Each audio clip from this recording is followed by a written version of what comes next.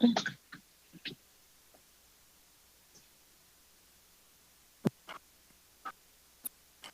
evening and welcome to the Paso Robles Planning Commission of October 25th, 2022. I'm Chair Mark Kogler. I'll call the meeting to order, and I would ask that those in the room stand and please join me in the Pledge of Allegiance. I pledge allegiance to the flag of the United States of America and to the republic for which it stands, one nation, under God, indivisible, with liberty and justice for all.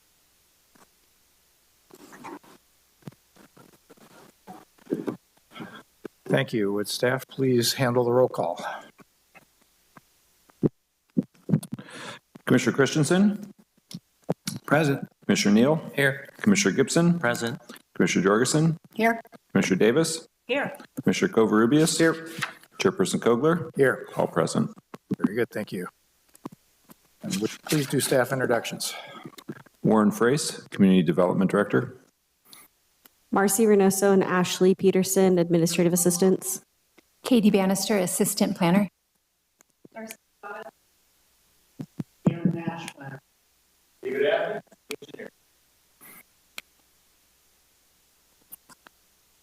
Isaac Rosen, Assistant City Attorney. Okay, thank you. All right, item E on our agenda is general public comments regarding matters that are not on this evening's agenda. So if anybody has a comment that's not specifically an agenda item for tonight, we would invite you to come forward and state your name and address for the record and give us your comment. We have none in chamber. Do we have anybody calling in, Marcy? No callers. We do not. Okay, we'll dispense with item E then and move on to item F. It's agenda items that are proposed to be tabled or rescheduled. Yes, item G1, the Peterbilt Sales and Service Center. We need to pull that item again, reschedule it. We will have to renotice that, so that will be to a future date undetermined at this point. Very good. Thank you. Okay, we will move into item G, which are public hearings. You just heard the first of those will be put So, off. Mr. Chair, could we actually get a motion to do that? Oh, sorry. Yes, thank you for that reminder. Yeah, we do need a motion to table this item to a date certain. Yeah, just continue it. I move we continue the Peterbilt. Second. We have a motion and a second. Any discussion? Please call the roll. Commissioner Christensen? Aye. Commissioner Neal? Aye. Commissioner Gibson? Aye. Commissioner Jorgensen? Aye. Commissioner Davis? Aye. Commissioner Covarrubias? Aye. Chairperson Kogler? Aye. Motion passes 7-0. Great. Okay, now we will move into what was the second public hearing on our agenda tonight, which now will be the first that we'll actually hear. It's public hearing for a refile of tentative parcel map PR 16-0165, P16-0039. It's a property at 301 Creston Road, APN 009-401-044. The applicant is Mr. Ron Isabel on behalf of the Carol S. Isabel Revocable Living Trust, and it's a recommendation on an expired tentative parcel map to subdivide about 3.45 acres into 4 parcels for single-family use. Do we have a staff report, please? Chairperson Kogler, Yes. I need to recuse myself from this item on the agenda, Very previous good. business relationship. Okay, thank you. Okay, thank you. We will let you know when this one wraps up. Thank you, Chairperson Kogler. So as you stated, this is a tentative parcel map that was first initiated back in 2016, or first approved back in 2016, located at 301 Creston Road. So location, this is just east of River Road, where River Road and Union Road diverge. So you can see there in the big red square. So just under 3.5 acres to be subdivided into 4 lots. So just a quick look at the timeline, and looks like I misspoke. The parcel map was actually approved in early 2017. It would have expired in in February of 2019, but a 1-year time extension was approved by the Planning Commission, extended again, and it looks like I mistyped that second date. That should be February of 2020. And then due to COVID, the state passed AB 1561, which extended the life of residential subdivision maps by 18 months. And so that would have set the expiration date for this map on August the 7th. We did not receive an application to extend the map before the map expired, and so that map did expire. We did receive an application about 20 days later to refile and reinstate the tentative parcel map. So that is why we are here this evening. So this project is in the RSF4 land use designation of the general plan, which allows for 4 units to the acre. It does have a zoning of R1. In the R1 zoning district, the minimum lot size increases with increasing slope. And so the different proposed lots have a range of average slopes between 10 and even more than 25% for the 2 lots in the rear. So minimum lot sizes are there in the third column, 12,500 up to 20,000 square feet are those minimum sizes. All of the lots do exceed their minimum requirements. So this project would continue the residential pattern of the neighborhood and would be an infill development along Creston Road. So existing conditions, you can see in orange the existing property. There are 2 homes on the property currently. In the darker blue, that's an existing residence that's been there for many years. And then in the bottom right corner, an accessory dwelling unit was built on the property. I believe that's after the parcel map was approved. So there's now a primary residence and an ADU.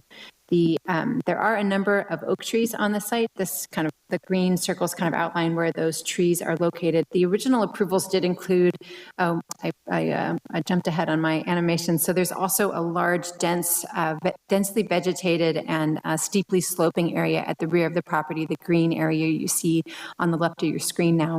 And so this area is just really not appropriate for development, but it's a dense stand. Like I said, there's a Blue Line Creek that runs through that area.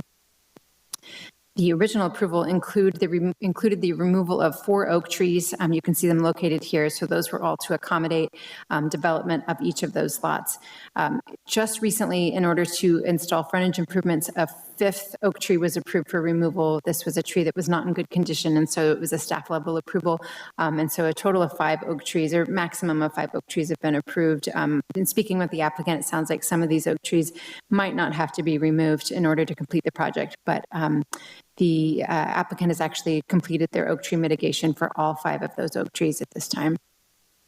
So looking at the tentative parcel map, so here is the outline again of the entire property. And then the map is a little hard to read. There's a lot going on. And so hopefully this clarifies a bit. So parcel 1 would include the existing residence and that ADU. And then parcel 2 and 3 would include building envelopes for future residences and then that dense tree vegetation area at the rear. And then parcel 4 would also be another building site. The parcel map does include building envelopes for proposed development just to show the developability of these lots. This is where houses would be reasonably placed and meet the setback requirements for each lot. So there are a number of dedications and easements that are required. There are conditions of approval for this map. So first of all, there is an offer to dedicate, I think it's 14 feet to Creston Road. So a strip of land would go to widen the right of way for Creston Road. There's also a 1 foot wide non-access easement so that driveways could not be put in at the rear of this property. This is not a safe area of Union Road where a driveway would be, safe turning movements could not be made from Union Road. And then, as I've mentioned, there's also the dense vegetation that just do not lend themselves to a driveway or future development there.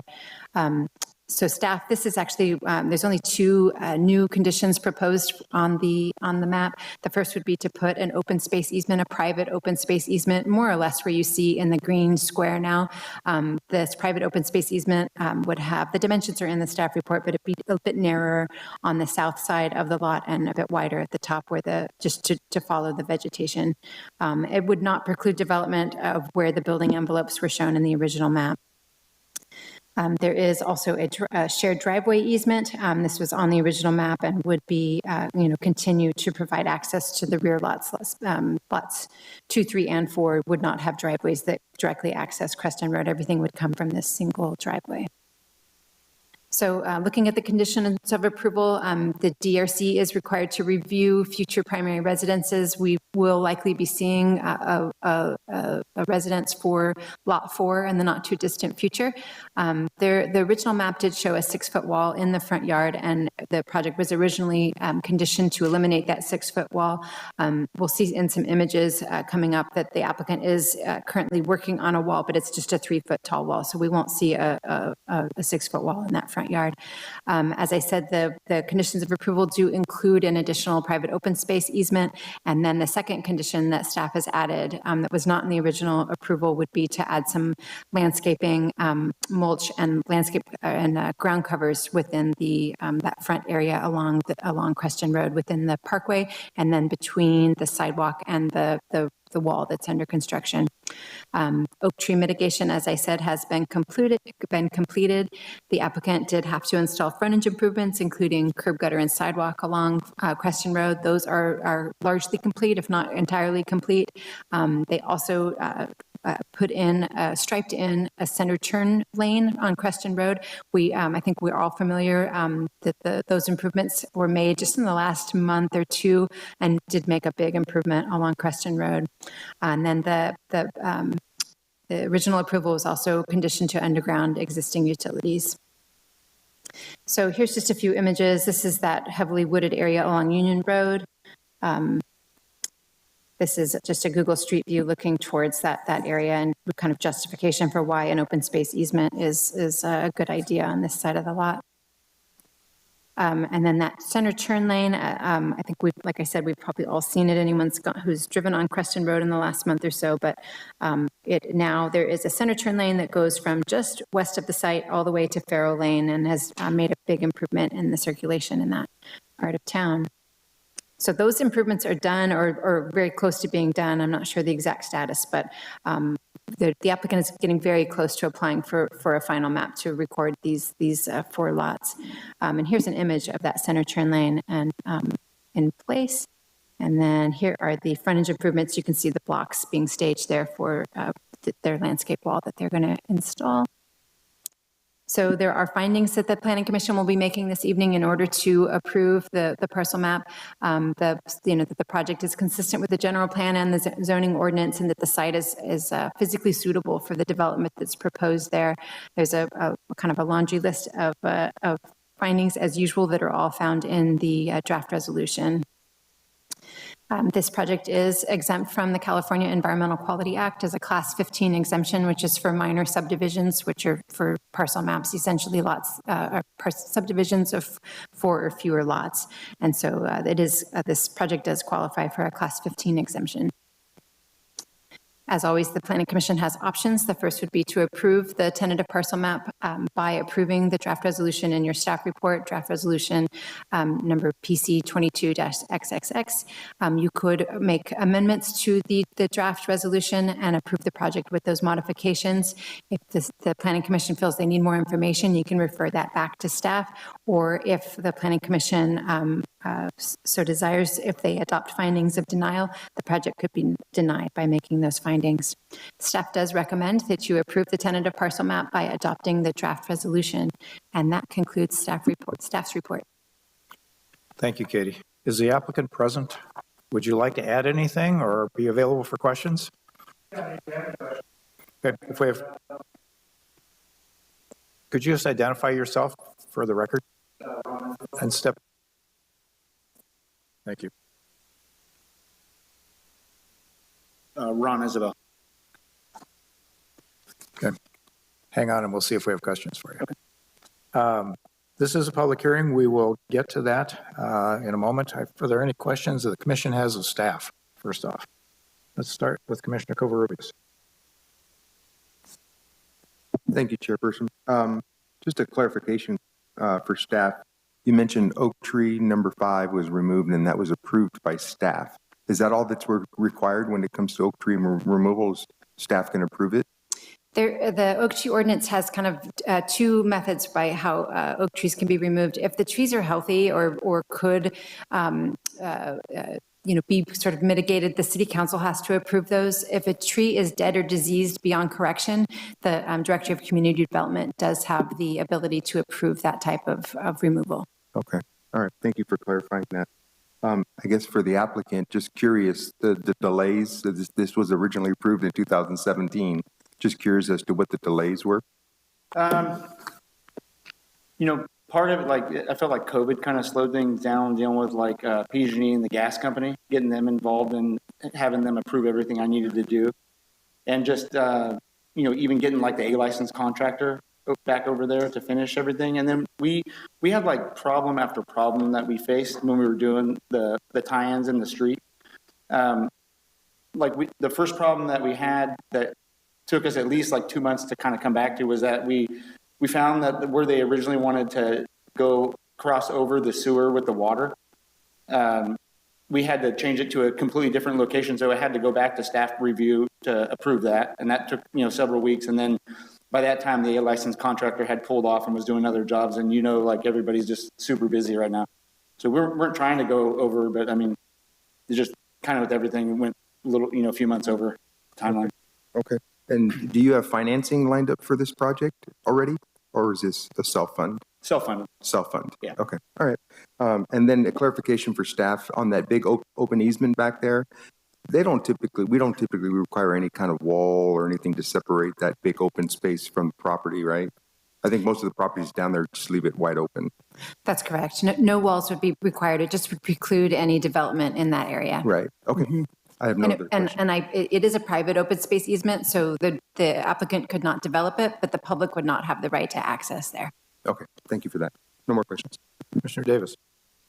Katie, I have a question. Mostly it's just clarification, but I see that, the application did expire, but there have been many extensions along the way. So why the additional requirement? There's an open space natural area. Is this a new requirement that we're imposing upon them, and why after all of this? I think to some degree it was a little bit of an oversight that we didn't say that frontage that landscaping would be required in the right of way. And so as you can see, the applicant has planted a lot of trees along his frontage. I think it's going to look really nice. There's a row of Chinese pistache trees between the sidewalk and the curb, and then there's a row of oak trees, which are his mitigation for the oak trees that got removed. I think just kind of to finish it off, the mulch is required there. It's certainly the Planning Commission, if you're uncomfortable with that condition, it could be removed, but that was the reason. And that's pretty much at the street, not towards the back, the open spaces. Right. So it would be to the front property line, which, if I understand correctly, the applicant is going to place a 3-foot landscaping wall right along his front property line. So we would want wood mulch between his wall all the way to the sidewalk, and then some sort of rock mulch between the sidewalk and the curb is staff's recommendation. Okay. And then the open space easement is new to the applicant?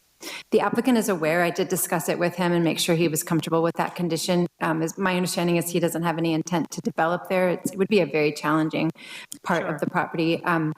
Part of staff's sort of recommendation to put that there is we keep seeing laws come down from the state that kind of push development for residential areas, and that ravine just really isn't appropriate. So it seemed like formalizing that with an easement was an intelligent move. Yeah, and I understand that. I just want to make sure that we're imposing too many things upon an applicant that already had this. So, anyway, thank you. That's all. Mr. Jorgens. No. Mr. Neal. Mr. Gibson. I do have a couple of questions. The first one is more of process. So the map expired on August 7th, and apparently the applicant didn't turn a request in for 2.5 more weeks after that. If he had done a timely request, what would have been the process? Would have just come to us merely for an extension of the project as is? That's correct. It just would have been a time extension. Okay. And now that it's not, are we in essence starting over? Does this go back to the city council?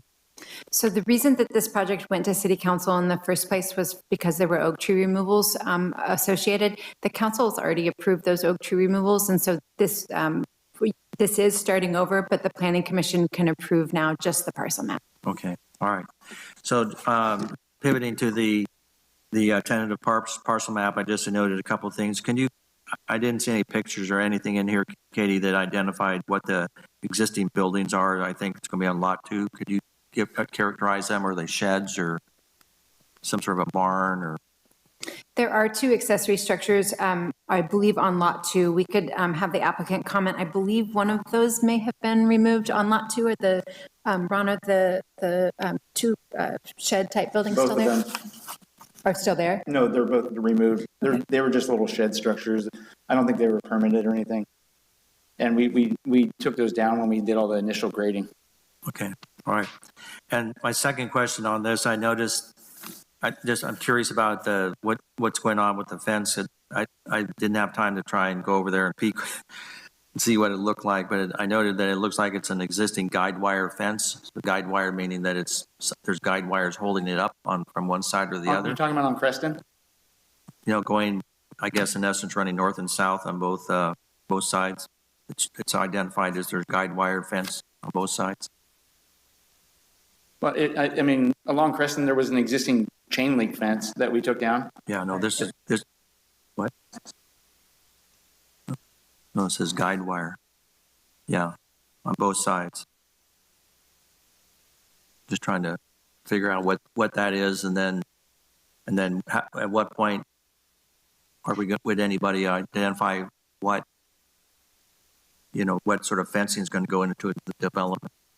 So I believe the guy wires are there's some sort of a utility pole, and the guy wires are, to give it lateral support. So it's not a fence, it's just a wire that comes down at an angle off the pole. For like a utility pole? Correct. Okay, all right. Okay. That's all my questions. Thank you. Just one question. Landscaping has been added and is in process now.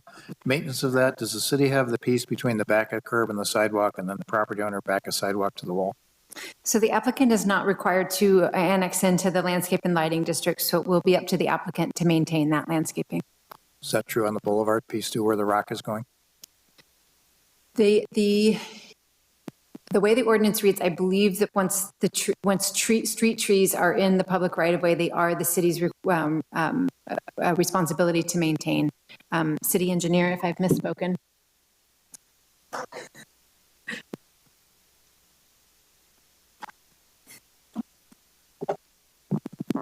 David Athy, city engineer. Yes, the trees would be the city's responsibility to maintain in the public parkway. Is that the question you had? Thank you. That's all the questions I had. At this time, we will, if there's no other questions from the commission, we will open the public hearing and take public comment on this. If anybody would like to speak to this issue, please step up to the podium and we'll allot time to hear your comments. I don't see any in chamber. Do we have anybody calling in? No callers. We do not. Okay. Therefore, we will close the public hearing and bring it back to the Planning Commission for discussion and action. Commissioner Neal. I'd like to make a motion. Please do. First, I'd like to say it's been nice seeing the progress just recently. I drive by it every day. Things are looking quite nice after having seen it roll through here a couple of times. I'm pleased to see it moving forward, and I do very much like the landscape. So with that, I'd like to move approval of draft resolution A, approving tentative parcel map 16-0165 based on findings and subject to site-specific conditions of approval. Is that covered, or should I read the upper? I believe that covers it. Great, thank you. Okay. We have a motion. Do we have a second? I'll second the motion. We have a motion from Commissioner Neal, a second from Commissioner Gibson. Is there any further discussion? Commissioner Jorgensen. Just a comment on the private open space easement and the reason for doing that, the direction that the state is going with some of their decisions. I really appreciate that. I think it's important and would hope that we see that as appropriate in the future on the project. Good. Thank you. Any other comments, discussion points? Hearing none, I'll ask staff to please call the roll. Commissioner Neal? Aye. Commissioner Gibson? Aye. Commissioner Jorgensen? Aye. Commissioner Davis? Aye. Commissioner Kovarubias? Aye. Chairperson Kogler? Aye. Motion passes 6-0 with Commissioner Christensen out of the room for conflict of interest, and we should invite him back now. Yes, we should. Look at that, right on cue. Perfect timing. Okay, we will move on the agenda to agenda item H. We have an item there relative to the zoning code update. Just as an introduction of this, we will first, I think, probably have a review by staff and the city's planning consultant. Then planning commissioner questions on that. This is not a public hearing, but we will take public comment should there be any. Then we'll bring it back to the planning commission for discussion and then subsequent action as noted on the agenda. So with that, can we have the combined forces of staff and Genevieve give us a report? Good evening.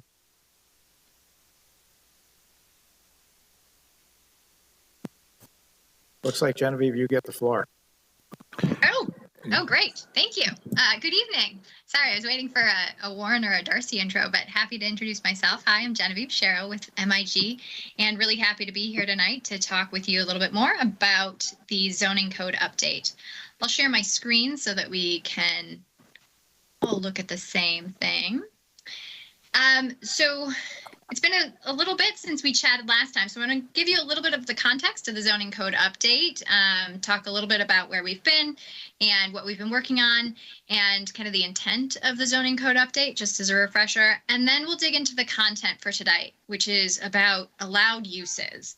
And 3 documents were included in the packet for tonight's meeting. The first is the allowed uses table, which identifies all the city zones and uses that are allowed in each of those zones.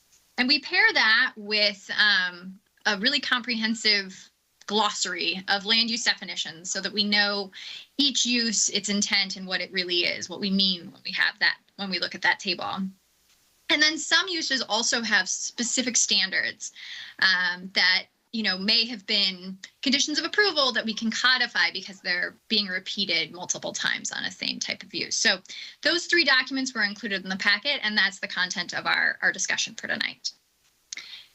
So just thinking again about the objectives and what we want to get out of the zoning code update, what we heard from the city and from the work that we've done with stakeholder interviews is to end up with a zoning code that is really intuitive, user-friendly, and shorter.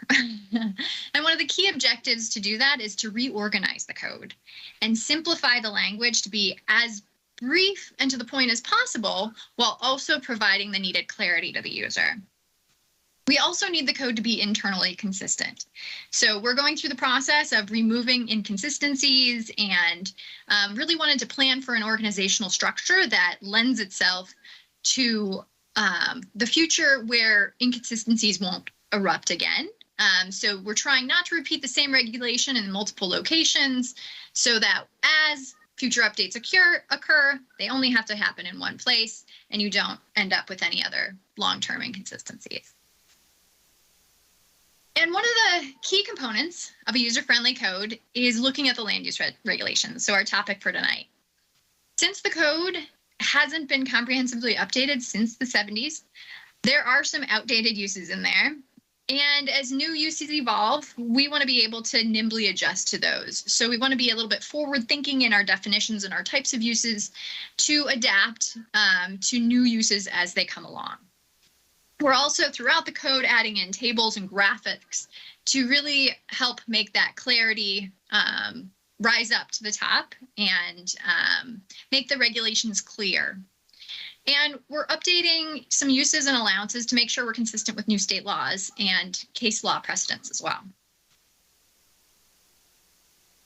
There's a natural kind of order to zoning codes, a way that they tend to fall into place if they kind of want to be organized in an intuitive way. So we start up front with an article of enactment, and next we present the required permits for any particular activities, construction processes, and uses. In Article 3, we dig into each individual zone. So the zones are described, as well as all the uses that are allowed and the development standards for that particular zone. In Article 4, the regulations and standards that apply to all the zones are summarized. And it's important to keep this separate so that the same standard doesn't get repeated multiple times in different locations. Again, to avoid that inconsistencies in the future. Article 5 will provide some of the special regulations that are unique but seem to come up kind of often, like accessory dwelling units, density bonuses, and the like. Article 6 provides those standards for particular uses that we discussed. Not every use has a section in Article 6 that outlines what the standards are for that use, but some uses do, and you have that in the packet tonight, and we'll discuss some of those. Article 7 will summarize the requirements and what's allowed for non-conforming uses, non-conforming structures, and non-conforming lots. Article 8 will cover environmental hazards, and that's going to be grading, noise, surface mining, oaks, and other protection concerns. And then finally, Article 9. That's going to define the terms in general. So what do we mean when we say density? Those kind of general terms, but it's also going to include a different section within Article 9 that identifies each individual land use and provides a definition for those.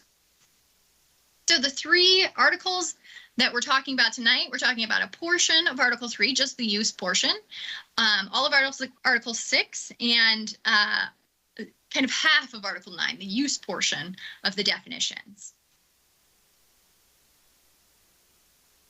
So just a little bit on process.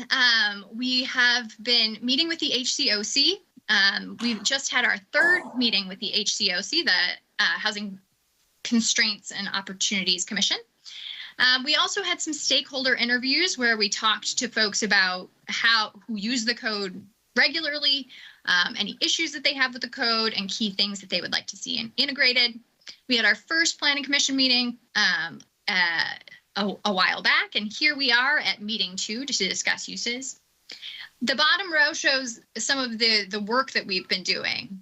We started out with an outline. The reorganization of the code was a pretty heavy effort to really strike out any overlapping language, but really just put it all into the new organization, keeping everything content-wise that exists today.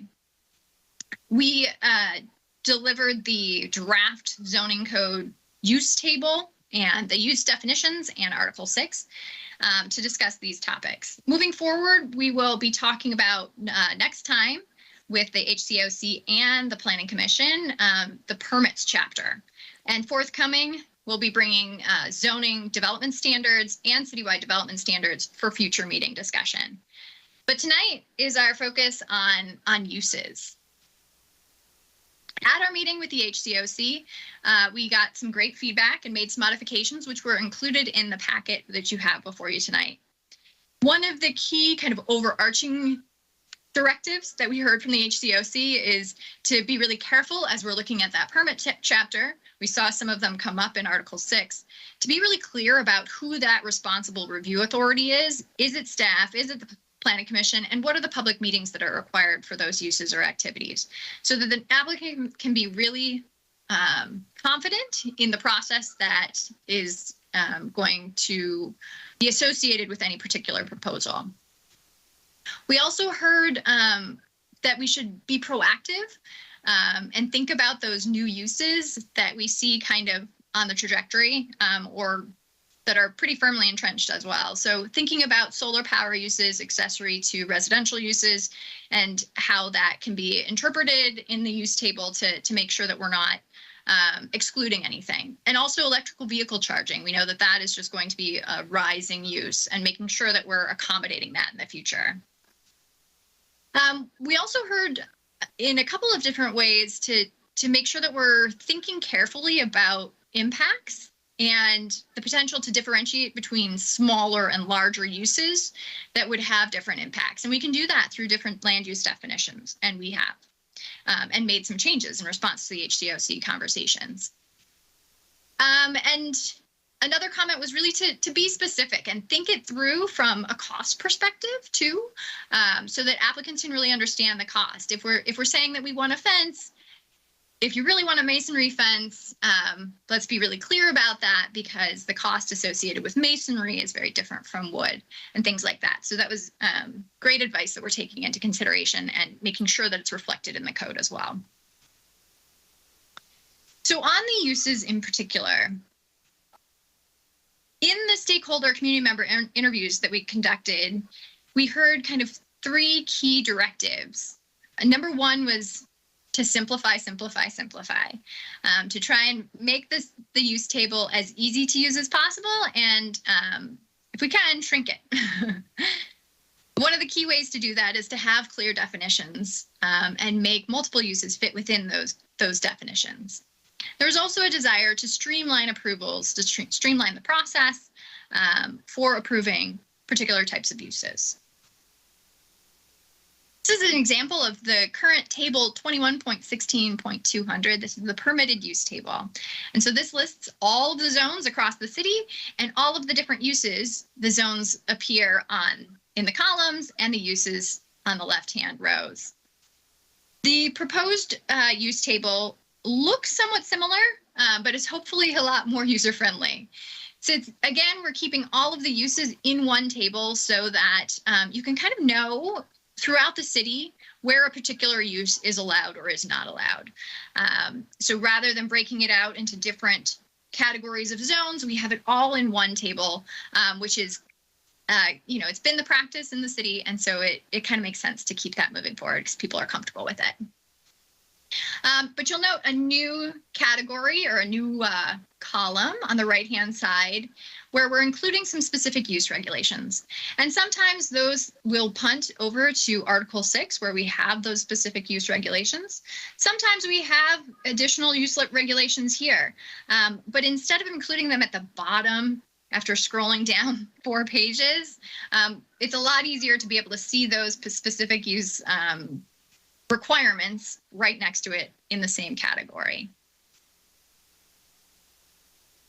So one of the key things that we did was to consolidate similar uses into kind of a category of use. And this is a current best practice for zoning codes. Consolidate those uses that are similar in nature and have the same permit requirements into that more general category. So for example, here under retail, there are a number of different types of retail uses that are included in the current land use table. Pet stores, florists, general retail, furniture, all different types of things. And in discussions with staff, we identified these uses all really have the same impacts and the same permitting requirements. And so those are consolidated into one general retail category. Similarly with industrial categories, there was kind of a myriad of different industrial categories in the existing code. Chemicals, concrete, metal, paving. And so instead of kind of listing all of these different unique ones, we've consolidated all of these into heavy industrial use, and these are associated with a conditional use permit. We also removed non-uses. So there's a lot of things that are, not a lot of, but there are a few things in the table that are not really uses. Canopies, non-conforming uses, infrastructure supports, and different accessory structure type things. And those are moved out to try and organize within non-use areas. So canopies and infrastructure report, those will be discussed under regulations applicable to all zones. Non-conforming uses are going into the nonconformities chapter. We also added new uses as uses evolve, and some associated with new state laws, we've added new uses to react. So one of those is the 2-unit dwelling. This is, of course, in reference to the SB 9 legislation. We also added a new use for what's called communal housing, and this replaces what's been more traditionally called boarding houses.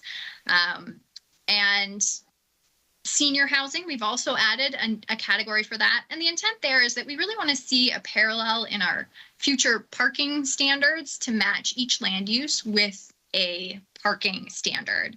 So this allows for us to have a different standard for senior housing moving forward. We also added spaceport to the definition of airport and heliport, recognizing the changing times and the opportunities in Paso. We also added the new category of electrical generation and storage facilities. We're seeing a lot of increased growth in this field, and the desire for battery storage, large battery storage facilities. And so we wanted to make sure that we had identified that use in the use table. We added distilleries to go along with wineries and breweries. We also added a category for restricted retail. And so this can be applied as, we're thinking of like smoke shops or other things where you might want to have certain standards associated with it and maybe an additional degree of site planning control. So in general, the proposed revisions come into kind of three categories of change. The first is streamlining.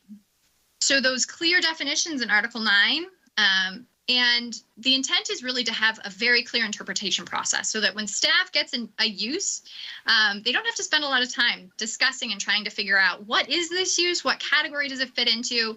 We want to make those definitions open enough that you can kind of clearly see, you can apply a new use within that, but also clearly define, well, it's going to have to fit into this category because nothing else is going to work. We also want to codify those standard conditions. So where staff finds themselves constantly writing the same conditions for a particular type of use, we can just codify that and then potentially streamline the approval process. There were a couple of uses where we made slight changes. For example, restaurants in the OP zone, rather than requiring a CUP, we instead said that those could be allowed as a permitted use, but only if they have frontage on First Street. We're also proposing to remove a requirement in the existing code for office in the RC zoning district, the regional commercial zoning district, not the Riverside corridor. Just a note, of course, the zoning code is pertaining to those areas outside of the Uptown Town Center and other specific plan areas. The proposal is to remove a requirement that had previously existed to say that only 10% of a floor area of any particular development in the RC zone could be office. Given the changing retail dynamics, we're seeing a lot of offices go into former malls and things like that. That limitation is proposed to be removed. We also expanded certain areas where certain types of uses could be allowed. For example, composting facilities were added to additional districts with a CUP. We're seeing with the changing state laws to require more compact composting, more of this type of use in demand. We're also proposing to revise the standards for RV parks. Again, seeing the rise in demand for that type of use as a lodging type use. And so adding additional zoning districts where those could be allowed with a CUP, along with additional site planning standards that are particular to RV parks. And then the third category was kind of a different type of change, which were particular uses where additional site planning or review were identified. The first is with regard to vehicle sales. And previously in the existing code, the both new and used vehicle sales are listed separately. In this proposal, in this draft, they would be combined. Staff and the consultant team identified that the impacts were really largely the same. And with a CUP, that additional site planning review can happen to either a new or a used vehicle sale facility, and that's really pertaining to making sure that the parking management is on track. Theaters in the C1 zone that previously were allowed as an allowed use would be proposed with a CUP. Heavy industrial, certain kind of obscure industrial uses were allowed as a permitted use in a couple of zones. But as we consolidated these into heavy industrial, it made sense to really make all of them a CUP and separate out those less heavy uses into a light industrial category that does not require a CUP that can be allowed as a permitted use unless it includes outdoor storage or activities. Self-storage, this is your personal mini storage type places. Those are currently allowed in the AP and PM zones with a CUP, and we are proposing to remove allowing them in that type of in those two zones. And that use is, tends to have not a lot of benefit to the community and can have some aesthetic issues as well. So limiting the location of self-storage can be helpful. And we have added additional landscaping and setbacks requirements that currently exist are also carried forward. Bed and breakfast, those are allowed in commercial zoning districts with a CUP, and that was this pertains to the short-term rental ordinance that had introduced new definitions for bed and breakfast, and this aligns with that language in the short-term rental ordinance. And then the airport and helipad and spaceport allowance in the PF zone is proposed to be removed. So we had a couple of items that we just kind of wanted to flag for the Planning Commission for discussion, or just kind of to let you know that work is still underway. One of those is about residential care facilities. These are, if they're for 6 or fewer, often known as group homes, or for 7 or more people, large residential care facilities.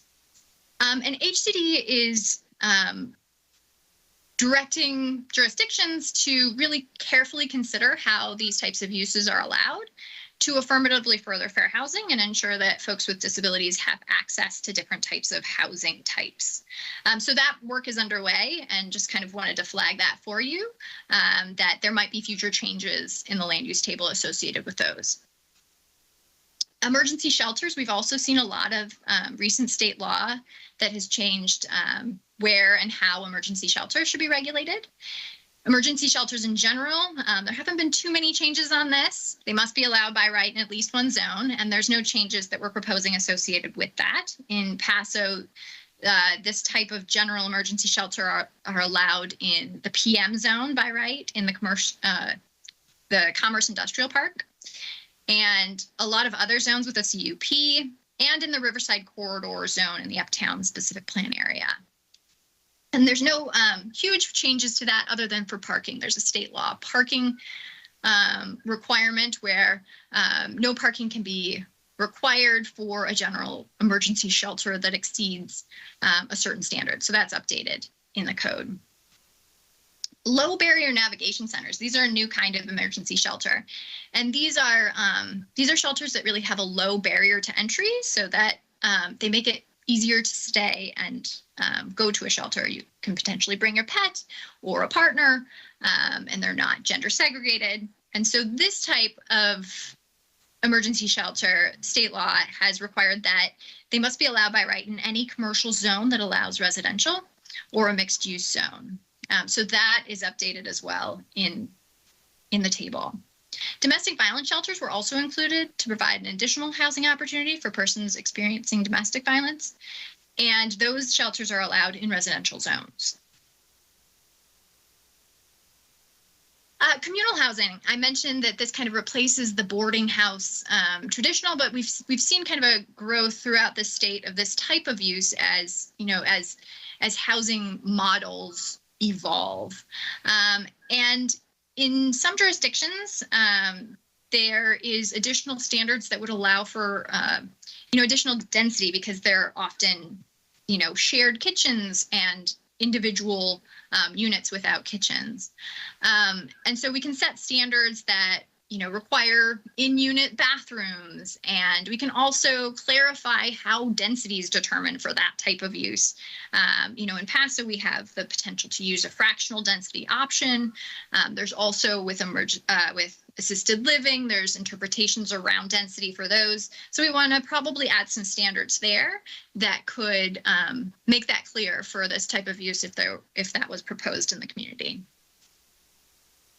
With regard to assembly, so the assembly of people, either from a general assembly perspective of, your moose lodge or your other kind of large gathering of people, and religious assembly, or churches, mosques, any other kind of religious gathering space. So there are federal laws that regulate how religious assembly should be treated, and it should not be restricted any more onerously than a general assembly type of use. So the HCOC did make a note to recommend splitting the general assembly facility into kind of one that more focused on the smaller type gathering General Assembly and the larger kind of a convention center type thing, which makes a lot of sense. So in the proposal that you have in the packet tonight, we've split that up. There's also a point about religious assembly. New state law for churches and religious facilities allows housing as an accessory use to be built on existing or proposed religious facilities. So for clarity, we can add some standards. Sometimes if the P zone is where a religious facility is or some other zone, we can clarify what standards should apply to housing if a religious institution would like to build housing on the portion of the property that law allows them to build. And the law allows them to build on half of the parking area for the church. There's also a question that we wanted to raise with you about beekeeping. Beekeeping is currently prohibited as a residential accessory use in Title VIII. In the proposed draft, we have listed it as an allowed use under animal keeping, so as more of a kind of a commercial use. If somebody wanted to have a commerce of beekeeping, they can do that with set minimum lot sizes and setbacks that are listed in the particular zones. But just wanted to raise the idea and discussion about if you feel like that prohibition in Title VIII for beekeeping as an accessory use to residential uses should be retained or looked at. We wanted to ask you too tonight, are there other uses that you feel like need streamlining that we might have missed? And also just to kind of close the presentation, are there any other items that you'd like to, that might not be use related? I don't want to forget to ask you this. Are there other items that we should put in our tickler list of things that we want to address in the zoning code? And I can give you a few prompts as we go through that discussion if you'd like as well. Thank you. Thank you. So as I indicated in introduction, we will have a section of comments, questions, I guess questions more so by the Planning Commission, see if there's any public comment, and then we'll come back to a more robust discussion, I'm sure, of all of this. So questions that commissioners might have of staff. Let's start with Commissioner Christensen or the consultant. I think as I was going through this, I just had a question in regards to the and maybe this isn't the time to discuss it, but the interactability of for example, the attachments in the code. And so as I was reading this online, one of the things I kept thinking of is it would be really nice to be able to have hyperlinks on the actual, like for example, if you have land use area here and you've got the definitions and you're in the right, on the specific use regulation side, if you could hyperlink over to that. If I clicked over that or hovered over it, it would take me right to that specific code and or interlink to another part of the actual code definition. You kind of following what I'm saying?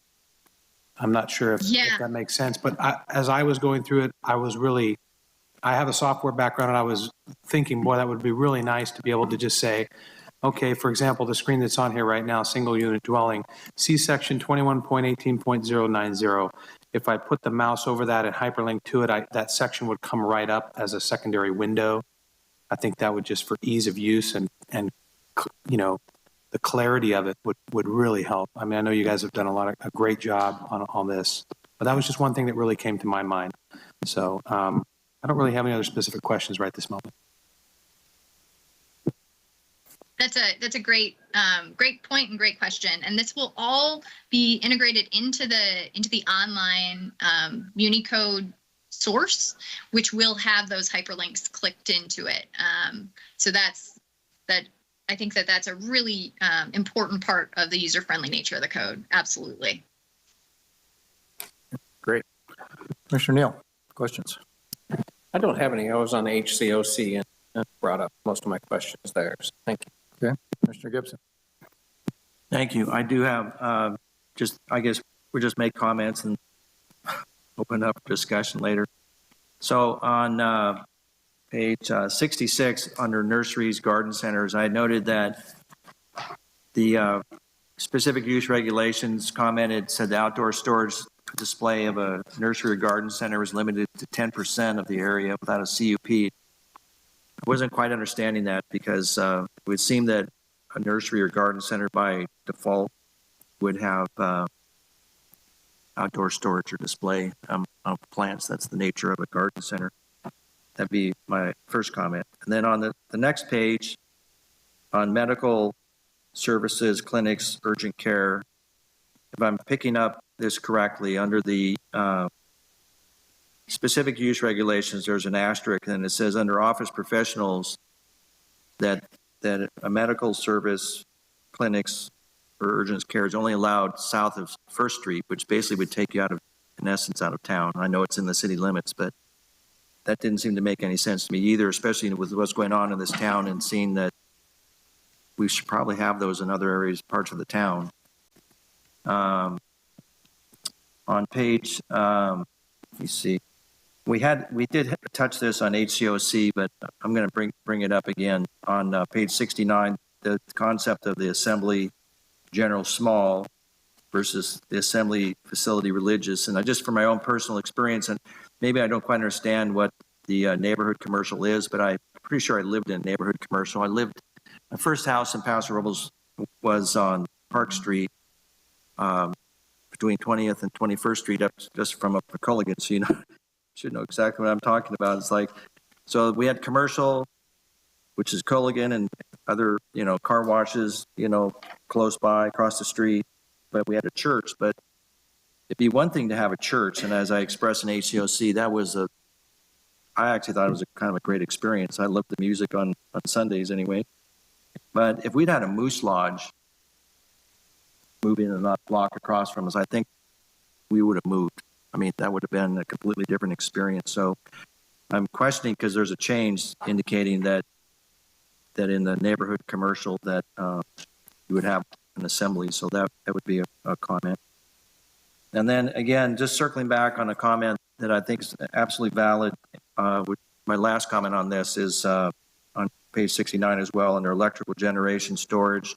And I tried to figure this out for myself. It says section, and then I don't know what this is X, but anyway, 21.92, electrical generation and storage facilities.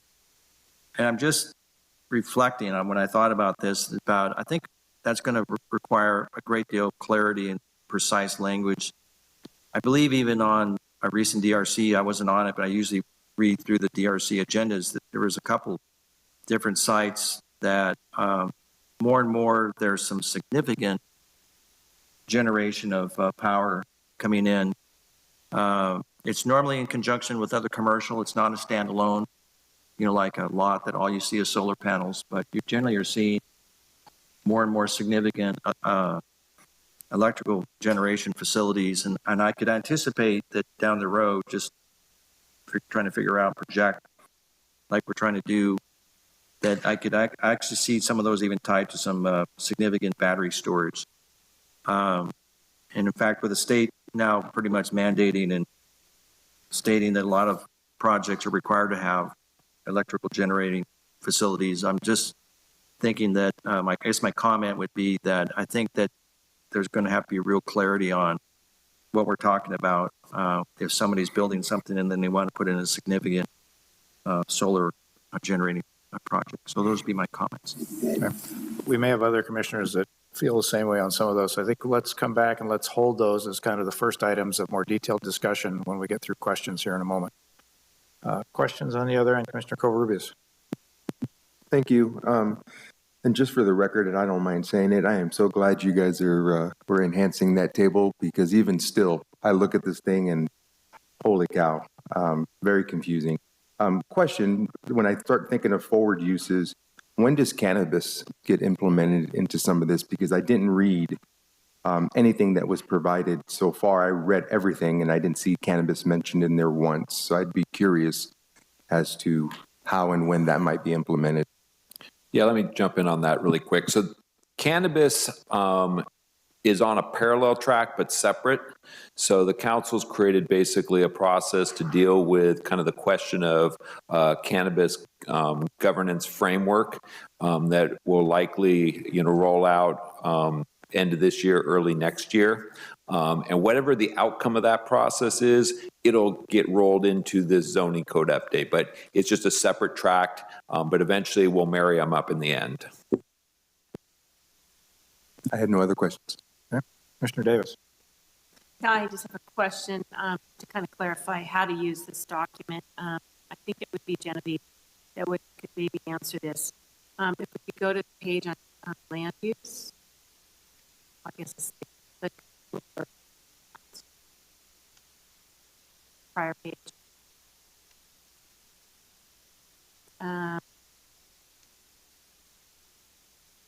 Yeah, not that, but yeah.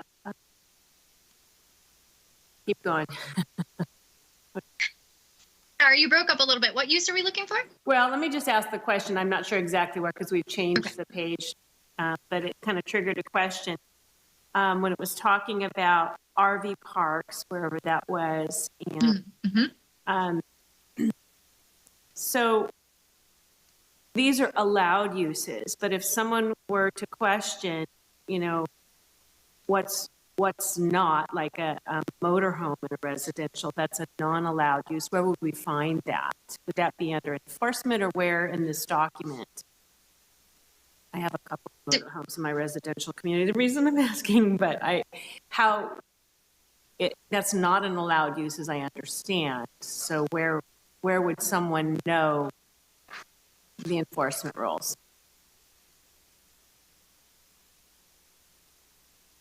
And so, sorry, would you like me to respond to that one, or are we holding questions? Yeah, that's part of my question. How would someone using this document know, okay, motorhomes doesn't work? Sure. Because it doesn't reference motorhomes. It references RV parks, but not motorhomes. Right. And so the tricky part here is that we are talking about not accessory uses. These are primary uses, and this table is really tailored to those primary uses. This is what's happening on the lot. So we have recreational vehicle parks as a primary use. We have mobile home parks as a primary use, which are allowed as a conditional use in the R4 zone. RVs that are stored on a property, those are not a primary use. And so those are addressed separately. So they're actually addressed in other parts of the municipal code.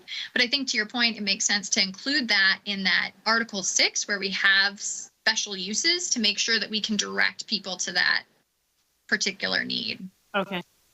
And I guess that kind of answers my question. For example, extended service vehicles was in there somewhere.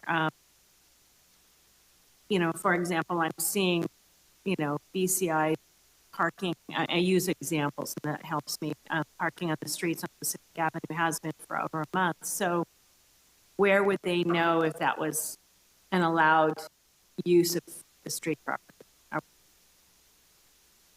And that's a tricky piece too, because in the zoning code, we're really only dealing with private property. Okay. So the dealing with the parking on the street, and through our I'll note that through our stakeholder interviews, we talked to code enforcement, and that was one of the key issues that we talked about. And so we did want to make sure that we are referencing that component, because it just comes up. So we want to make sure that we can punt people to the right part of the code enforcement in another part of the code. But because it is in the street right of way, it's not going to be in this zoning document. Code. Okay, thank you. That's all I have right now. Thank you. Mr. Jorgensen. So what I have is just questions, or mostly questions, some comments as I went through this document. So the appropriate thing now is to just list those, not necessarily to discuss each one. Is that? There's a bit of a fine line here on that. I was trying to get just general questions first so that we can get public involvement, and then we can come back in detail. So perhaps hold that. I have some similar points as well. Well, I don't have any general comments. I have a lot of specific questions. Let's come back to that here very shortly. I just have one, just coming off of this honey festival this past weekend. Just want to clarify, beekeeping is not allowed in any residential district right now. Is that correct? There is a hidden provision in Title 8 that says, yeah, that's not. Okay. All right. I might have overheard a few residents saying they have bees, but we'll deal with that later. I'm sure they're not reading Title 8 either. There we go. That was my only question. At this time, we would like to take public comment, particularly if the public has any questions on this or comments they would like to pass to the Planning Commission. Is anybody present who would like to speak to us about the zoning code? Seeing none, is there any caller that would like to participate, Marcy? There's no callers. Okay, having that then as an opportunity for some level of public comment, we'll come back to the commission for what maybe some more detailed discussions. I think I will defer first to the commissioner to my right, Commissioner Gibson, to talk about the 4 points that he raised, and then maybe we can come back to Commissioner Jorgensen next with items that she has, and then we'll infill as we go on across the table from there. So you want to briefly maybe summarize the 4 areas that I think just by nomenclature, if nothing else? I think I have them. Okay. If you'd like me to respond. Sure. Yes, please. Yeah, I'm just trying to understand why we would do some of the things that are being suggested, trying to gain some understanding. Yeah, absolutely. And now's the time for that feedback too and that discussion. So really grateful for it. I think the first comment was about nurseries and garden centers and the outdoor display limited to 10% without a CUP. And that's kind of paralleling our throughout the code, we identified it outdoor storage and outdoor uses as a need for a CUP. So that does kind of relate to that, just to make sure that the screening is maintained and there can be conditions of approval attached to that.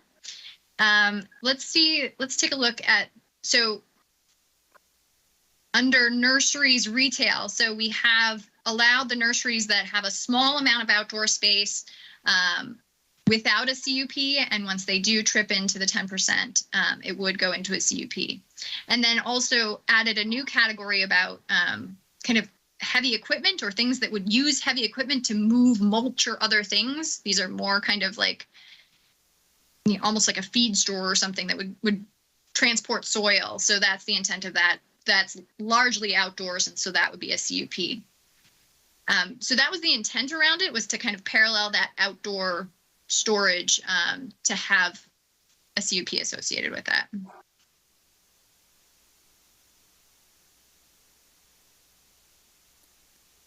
I can move on to the next one, which was medical.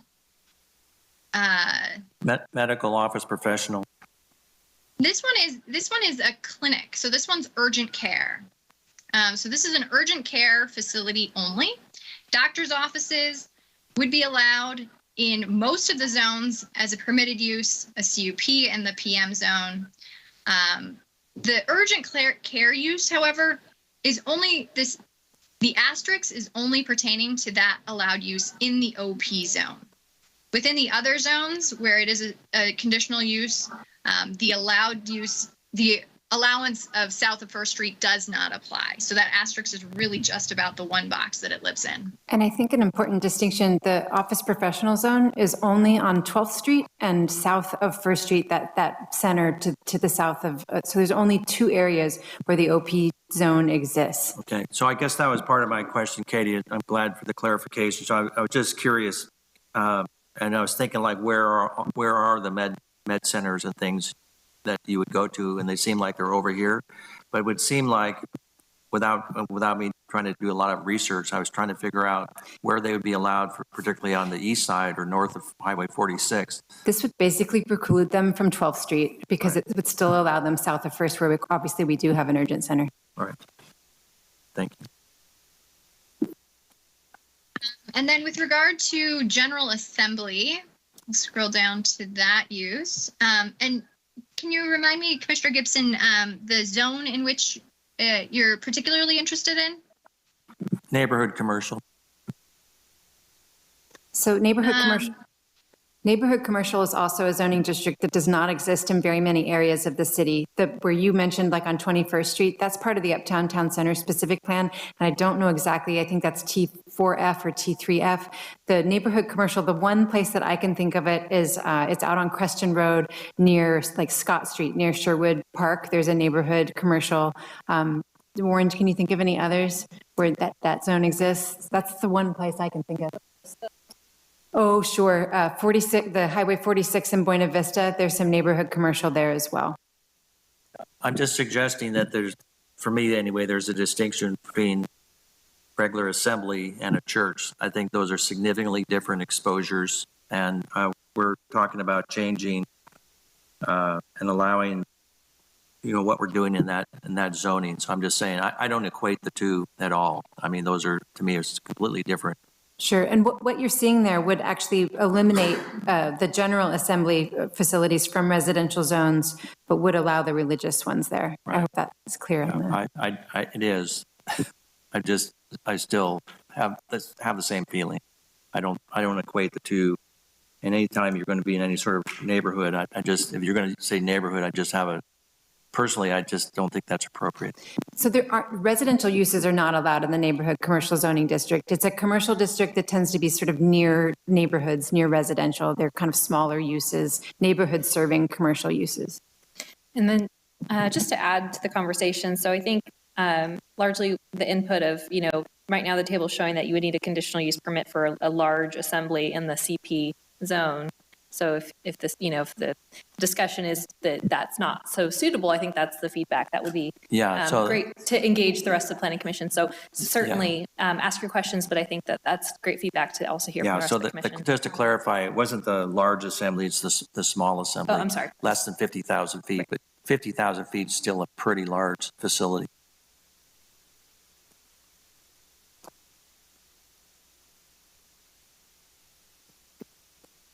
Okay, and so maybe that can be a topic of discussion for the larger commission as well, to kind of hear from you if we have consensus around that. But in the meantime, I think we can move on to the electrical generation use as a primary use. And I think this is a really good point that you make about this use as a growing use of an accessory use.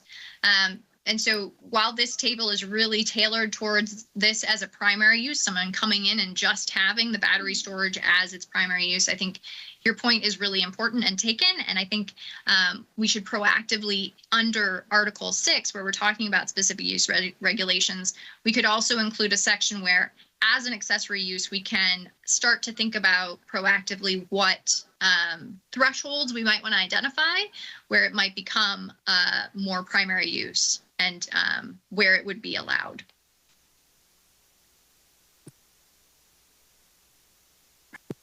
Okay, thank you. I think we got through those.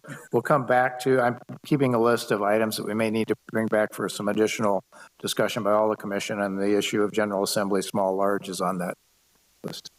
Mr. Jorgensen, I think you had some discussion points.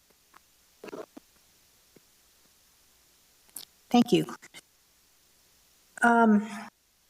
I read in the last few days that the state had passed 2 new housing-related bills. I made a note that it was AB 2011 and SB 6. Did those change anything that was proposed so far in this draft? Yes, as a matter of fact, it will. So those passed after we had these drafts put in. So we'll have kind of our whole package of review of all of the laws that are going to go into effect on January 1st and make sure that we're also including those as well. Okay. You'll have to bear with me as I flip through some pages. I didn't make a nice list. I just made margin notes. This is just an information question on page 42. When we're talking about density bonus projects, and I think in accordance with state law, one of the definitions is projects within 1/2 mile of a major transit stop and with direct access to the stop. Where is that in Paso Robles? Where do we have a major transit stop? Is that just at the train and bus station? So the definition of a major transit stop is a fixed line, a fixed transit corridor with stops every 15 minutes during the commute periods. The city of Paso Robles does not have any high quality transit corridors. So we have 0. That's correct. So we're including that because we are required to, and hopefully one day we will, but at this point, okay.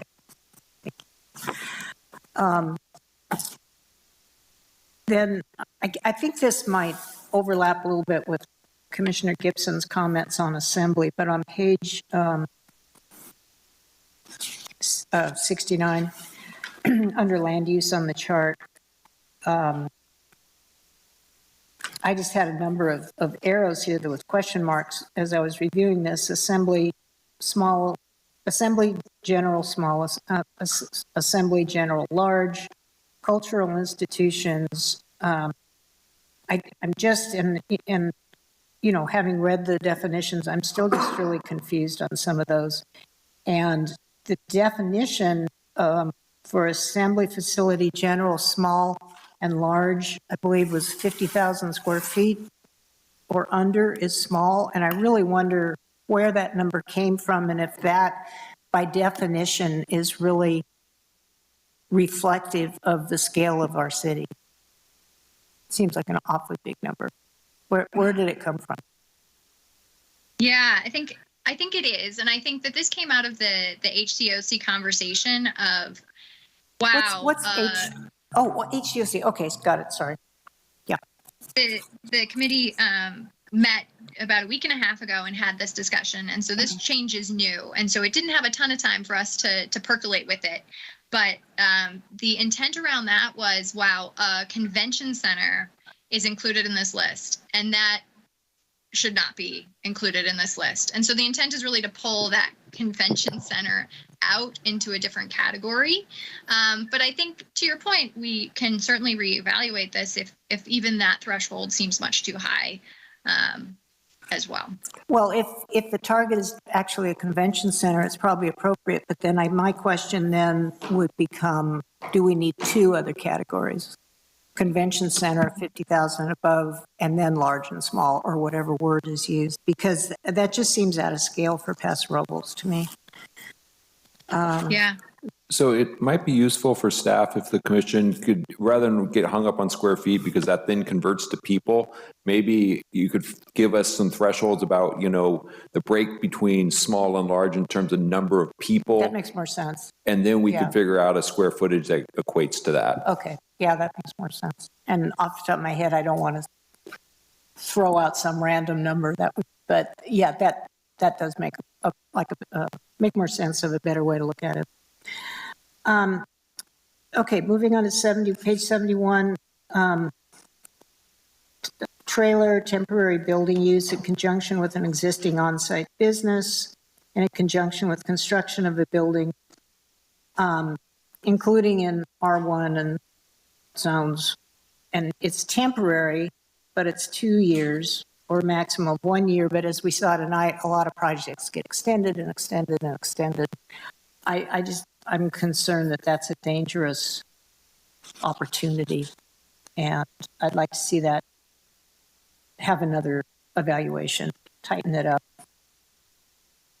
Also, I think the same comment, page 70 on the chart, right about in the middle, mobile homes as temporary caretaker units during construction. Same comment. Because I could just see the 1 or 2 year being extended for another year and then another year, and then it becomes a permanent fixture in the neighborhood.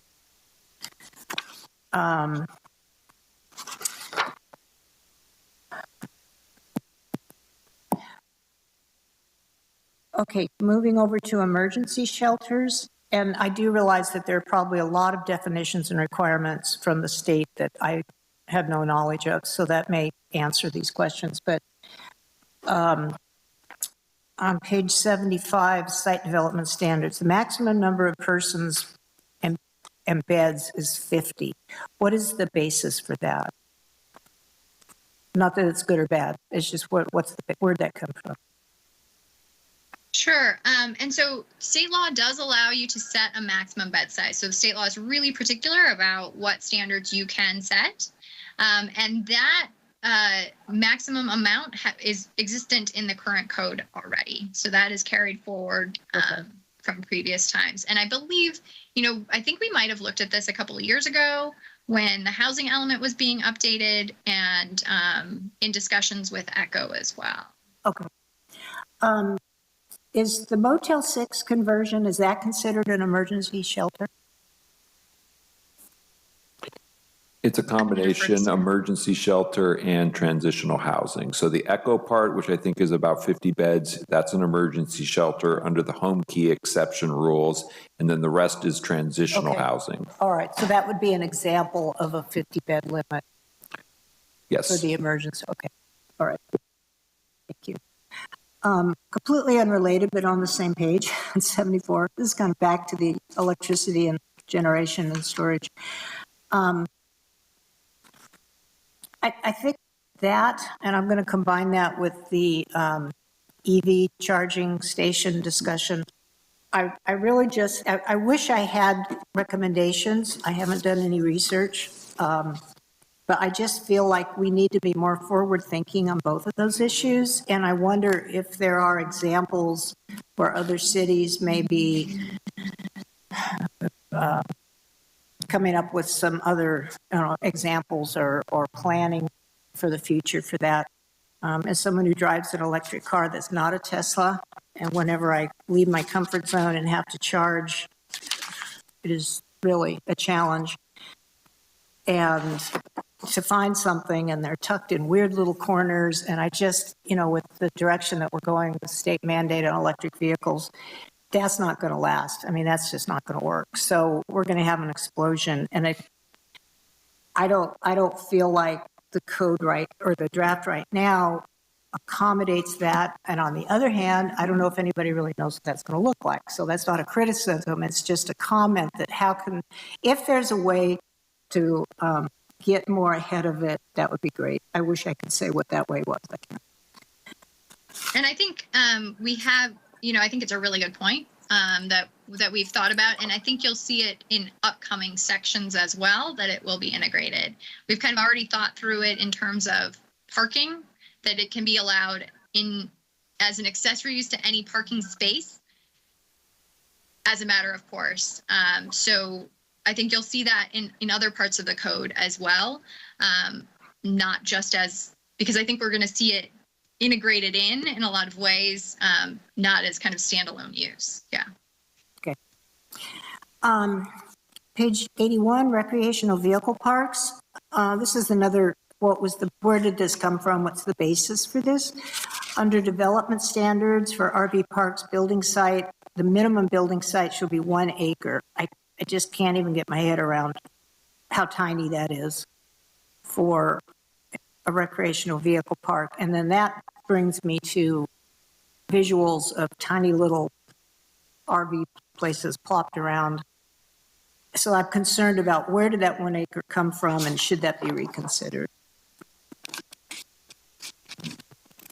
Yeah, so recreational vehicle parks, I think, as you know, they're kind of a growing interest in this type of use as well. And I think the current code, I have to check and see if we have what the current limit is. I think it might be 5 acres. But the intent was to kind of allow a little bit more flexibility for this type of use, but certainly looking for feedback from the commission on that as well. And we can look up to see what the current code allows as well. Okay.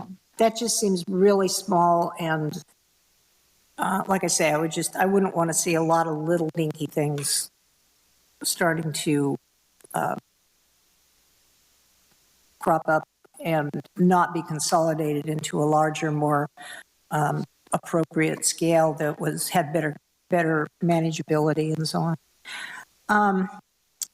So then page 96, tasting rooms, and previous to that, another area, there was cocktail lounges and bars, and the single vendor versus multiple vendors. And I know a lot of this has to do with ABC requirements, which I'm not familiar with.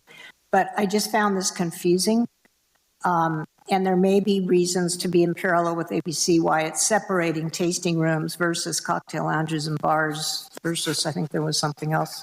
But just a comment that I was having trouble following the difference. So just a comment, maybe take a look at that. Also on the tasting rooms, when it's it also is, refer to wineries, breweries, and distilleries defined separately, maybe also refer to cocktail lounges and bars. Seems like they go together. And I think that was it. Okay, thank you. Let's continue marching this way. Commissioner Davis? Comment, I kind of agree with you on the 1 acre is just too small for storage. Part. I still have a question about cannabis, and I'm not sure if that is going in once we have more clarification on our ordinance. So I'll kind of let you follow up line of thinking since you asked the question. And if I can ask a question again, Sure. And this would go to you, Genevieve. When we see the difference in colors and this, strike throughs, et cetera, is there a kind of a code or a key, I guess, as why something is the pink, the red, the purple? Is there some system there that I'm not understanding? Yes. So what we were trying to do was, and maybe we didn't do it very effectively, was trying to show, kind of elevate up where the big changes were occurring. Because if we just gave you a strike-through version, it's all just going to be strike-through, because all of the different uses changed. So what we tried to focus on here was the use, the actual C's and P's that were changing. So if if it used to be a conditional use permit and now it's not allowed anymore, we have the 2 dashes, and it's always kind of hard to read a strike-through version, but that was the intent of, we're striking through the C and we're placing a P here. We wanted to elevate that for you so that you could see that and help us think see about the it. recommended changes. Okay, thank you. I don't have anything else. Okay, Mr. Robles. Yeah, I didn't have any other questions, and I believe Warren properly answered the cannabis question for us. So sounds like we're waiting for some more city directive on that, and then we'll be able to implement what needs to be implemented. Yes, Commissioner Jorgensen. Answer. I apologize. I forgot bees. Bees. I was going to come back to that. Yes. Oh, are you? No, Okay. go ahead. Oh, wait. No, you can take the B lead. Okay, I'll take the B lead. Since you asked. Yeah, I thought that was interesting. That was it's not allowed now. This would propose it to be allowed, but with 100-foot setback. Well, can I clarify that? Sorry to interrupt you, but so that it would remain prohibited unless we otherwise said as an accessory use in residential zones. That's where it is prohibited. It would be allowed as a commercial use in and of itself in the ag zones, in the open space zones, in the RA zone, with a minimum lot size of 0.5 acres and 100-foot setback. So it's more of a commercial use where it would be allowed, but we're currently silent on it as with regard to as an accessory use to a residential. I see. Okay, building. I didn't understand that. Thank you. I guess my 2 cents, with very little knowledge to back this up, but my 2 cents would be it should be allowed in very minor quantity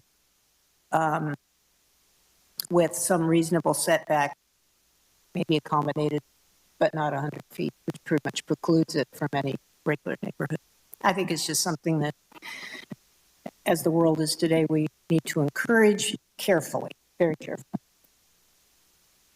And Genevieve, my comment was similar to that. I think the 100-foot that's in there right now pretty well precludes it from most places. I'm not saying it's good or bad number, but I think it will pretty much make it something that somebody can't attain if it's from an adjacent property line or a structure, as it's indicated there. Let's go back to discussion points from other commissioners. Commissioner Neal.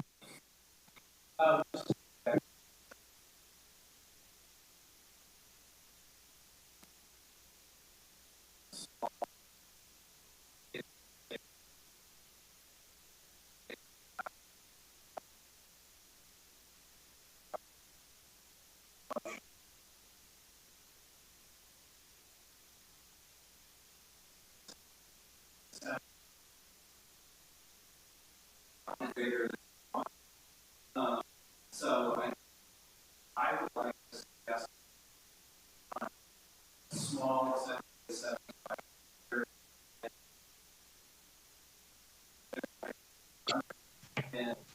Well, just a note. I'm sorry to interrupt. It's Isaac. It's pretty challenging to hear the commissioner speaking right now on the microphone. I just wanted to flag that for those of us remote. Yeah, I apologize. I did not turn on my microphone. Going back, I did some quick math. If I take the 50,000 square foot, take 10,000 off for back of house, 15 square feet per person for a seated assembly, we get about 2,500 people in the small assembly, and that's a little bigger than I think we want considered. So I would like to suggest for the small assembly, general assembly, 75 people, and then for the larger general assembly, 75 plus. That's just for And then discussion. as far as the code goes, I assume that might be converted to square footage based on your 15 or whatever. Other Sure. So California code allows for seated assembly at 15 square feet per person and standing assembly at 7 square feet per person, if I remember the code correctly. And that would even double that 2,500 to somewhere around 5,000 people, which is probably more than we want to see in any. I wouldn't want to stand there. So that's just, thank you for the idea on the number of occupants or people. So would the code likely specify that as people? Would it specify as square footage? I think we'd research it and come back with a suggestion on it, but if 75 is kind of what you feel is about in the ballpark, then we could start to work out exactly how we would codify that. I think that works. Do we get a head nod up and down the line? We concur. Okay. Thank you, Commissioner Neal, for doing the math on that for us. And I will turn my mic on next time. Would you like to say anything else now that your mic is off? I am fine. Thank you. Okay, thank you. Commissioner Christensen. Thank you. I just have a couple clarification, detailed questions now that we're at this point of it. Genevieve, for example, in reference to family daycare home,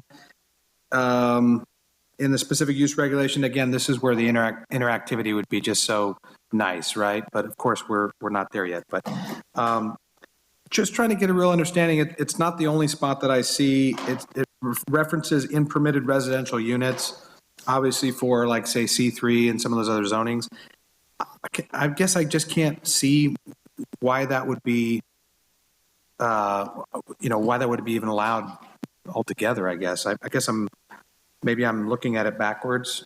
I just don't know how we'd have a permitted residential unit in like a C3. So maybe helping with that. That's one spot that I saw that, and there's another spot it refers to it as well. And I just, I had it in my notes and now I can't see it. So anyway, and then the other question I had, because I had been perusing this, I had noted there'd been some issues in Atascadero, for example, in regards to food trucks. So do we have a way to really address that? I didn't see anything in here that talks about food truck courts or food truck locations where they're, they're more permanently, I guess would say. We don't have anything that's addressing that. And I think we probably should. And maybe you've already thought of that and there's someplace I'm missing it. The other spot that I saw where it refers to the accessory to permitted residential units was under home occupation business, which again, you probably can explain this to me, but it felt a little counterintuitive under some of these zonings here that would be allowed because the way I'm reading it, you would already have to have a permitted residential unit. So that's really all I have for right now. Those were the questions that I had. I'll let you answer. Thank you. And Genevieve, this is Darcy. I know that Katie and I took a look at the daycare facilities as being permitted in residential structures. So the zones that those would occur in are the commercial. So if there are, existing residential structures in those commercial zones that they would still be permitted to operate a daycare. So that's where the asterisk comes in, because certainly if there's no residential structures in a commercial zone, we wouldn't want to permit a daycare. So more or less if it's already residential in commercial. Yes. Okay, so maybe clarifying that I guess might be helpful as well, because I could read into that probably 2 ways past Sunday, but Yeah. I get what you're saying now. It was our first attempt, I think, in coordination with Genevieve. Katie Sure. and I had worked on that. So if we need to kind of hone in on it, certainly we can take another look at that. And then just for staff to also provide a response to the food truck use. So right now, they are permitted with a temporary use permit on a commercial property, private property, so not in any right of way and not in any residential zone. So the TUP would grant somebody up to 1 year, and they could reapply.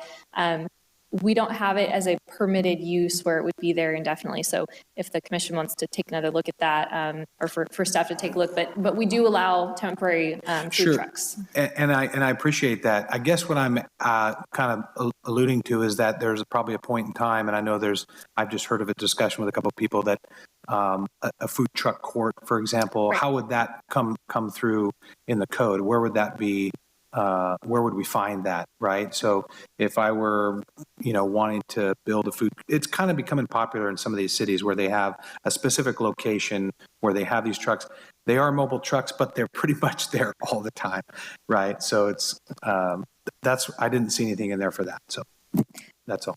Right, and so we actually do have a temporary use permit that someone has reapplied for it, but it's to operate a court, as you're implying, and so that would be, in this case, 6 food trucks, but it's in the specific plan area, and so that particular location is outside of the zoning code, but definitely something that we can take a look at if, a missed opportunity maybe with our use table to see if there are some commercial zones where, food truck courts would be appropriate.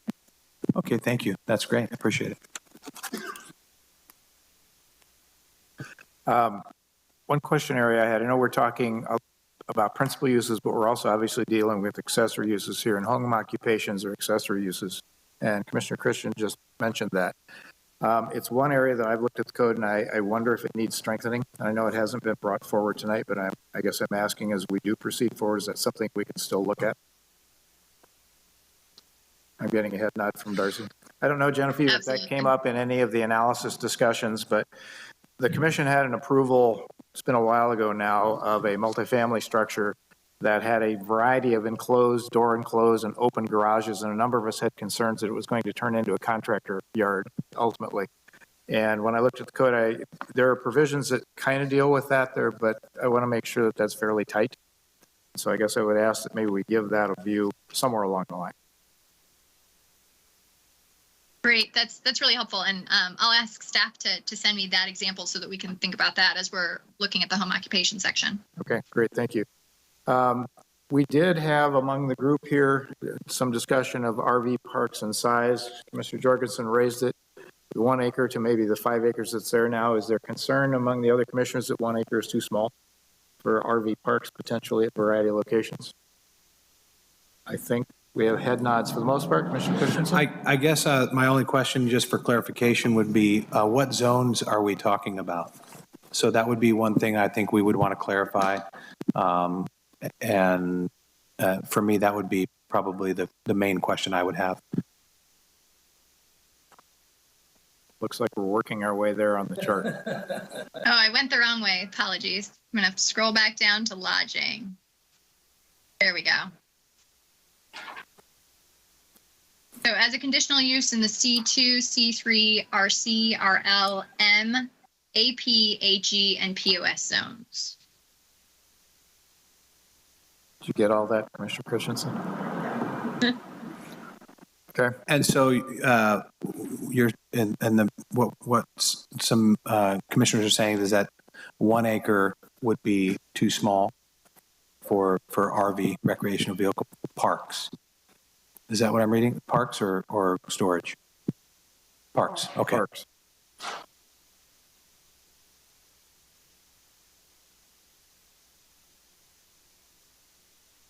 Okay. I think we have a general concurrence that needs a review.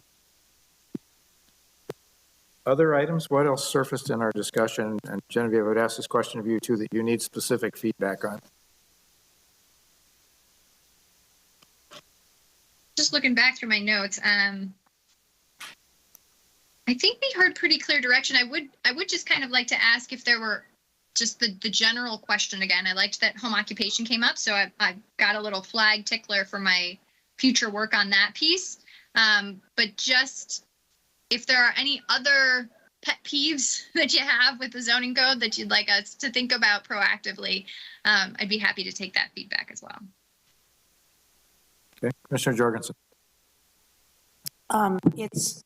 I didn't bring it up because it's not one of the sections that we were reviewing tonight, but just as a heads up, I'm going to be really interested in enforcement because these are all great at initial construction review, but after that, what happens?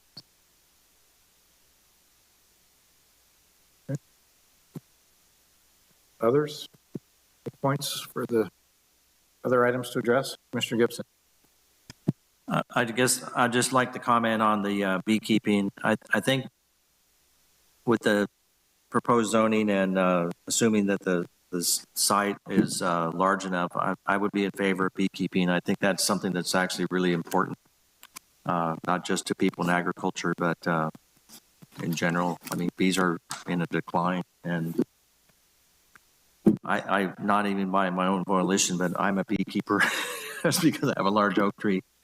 And we periodically have them, and they're 100 feet away, so we just leave them. But I have some friends that probably, I guess, are in violation of this ordinance because I know that they have them in residential areas, but they are probably 100 feet away from the next residence. And I don't know, I just have a kind of a thing about bees, just having come from some agricultural background. I think that's pretty important that we allow that under certain limited restrictions. I think when I raised that earlier, my point was that the 100-foot setback probably precludes a lot of standard residential properties from being able to do that, which maybe that's good, maybe not. Needs a look. Can I ask Anything a little, else? excuse me, can I ask a little clarification on that? Just so when we take that question back, talk about it in our group, Genevieve, what's the thought here for properties in city limits? So I know there's outskirt properties that probably have beekeeping that have larger properties, but what are we thinking? We have some setbacks, and I think what Genevieve had indicated was those setbacks were dealing with beekeeping as a primary use and the setbacks from where they're located in relation to other residential or other properties.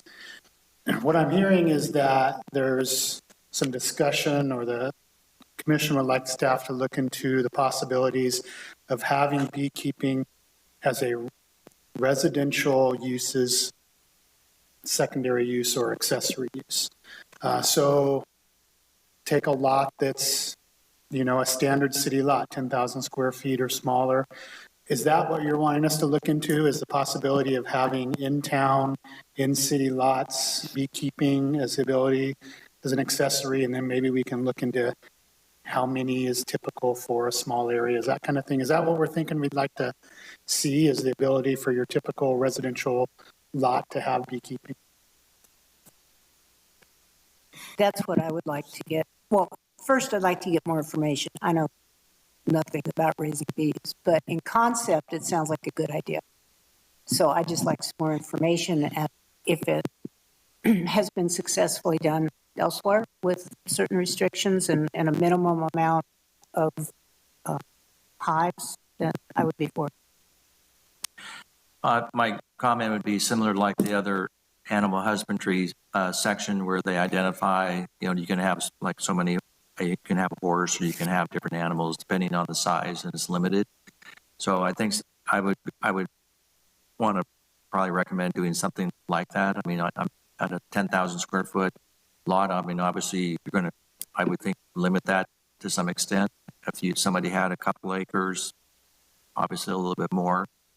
And I'm not an expert in beekeeping, but I know just enough to be dangerous probably, is that during certain seasons, they're not even there. I mean, they literally take them away. They usually would probably be within the confines of the city during the wintertime when they're going dormant.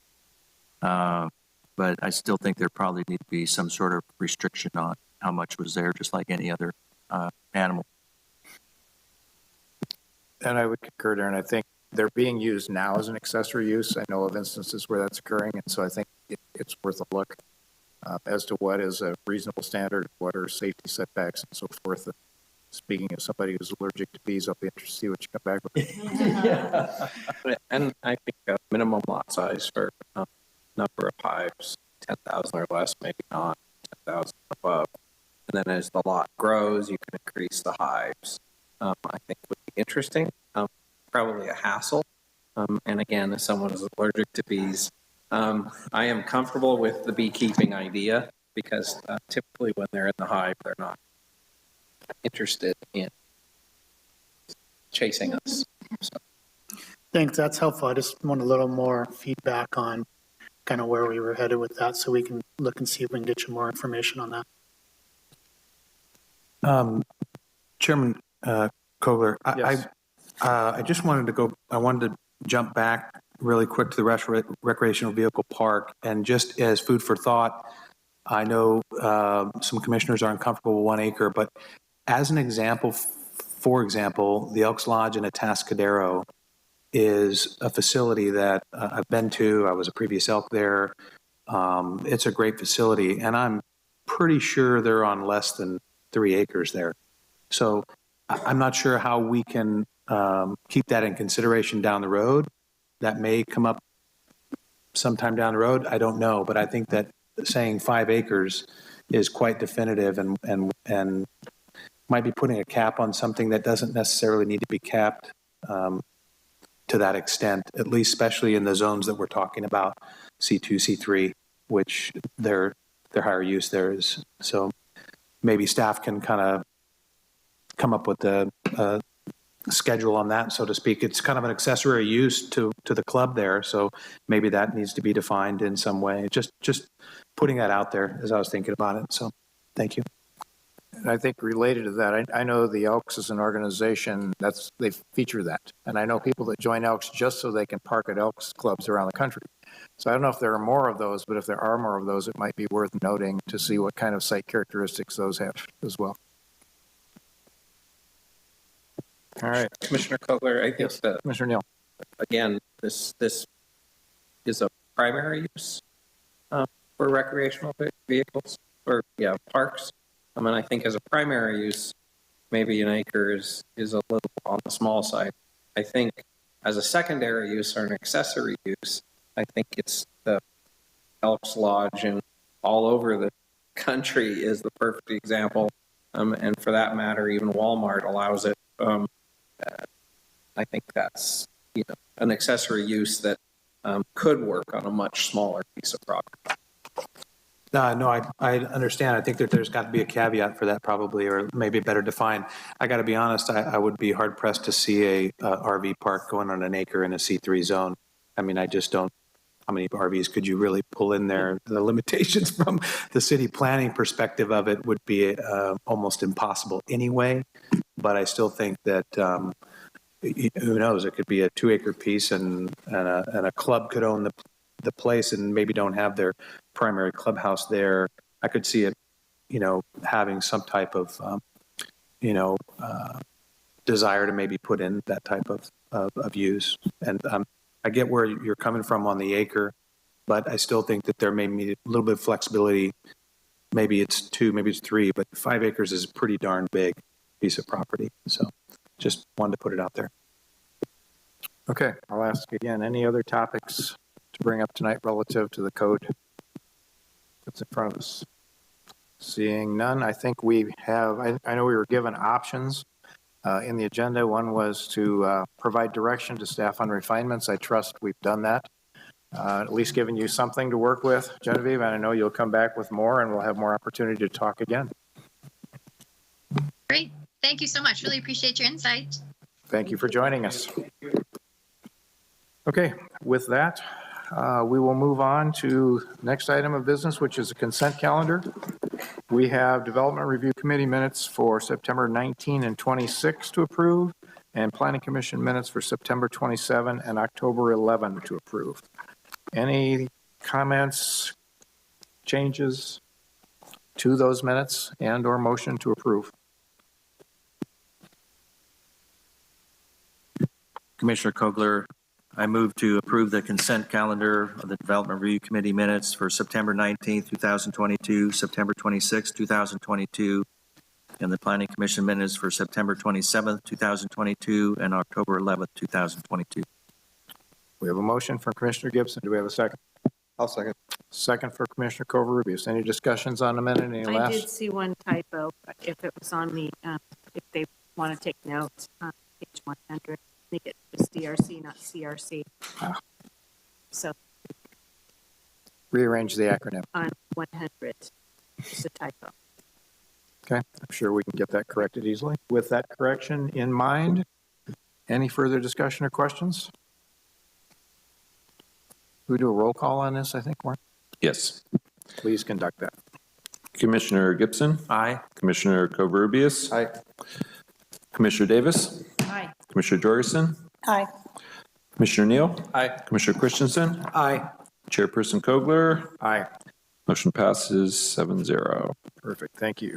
Item J on the agenda is other reports. First is the Paso Robles Street Ad Hoc Committee report. Yeah, so our last meeting was the charrette, so we are needing to schedule a follow-up meeting. So I was hoping to get some dates from the committee members to try to get something scheduled in November. Are there any dates that specifically don't work for the committee members that we need to work around? There's lots. The week of the 7th through the 11th is out for me. Okay. How about the week of the 14th through the 18th? Is that available?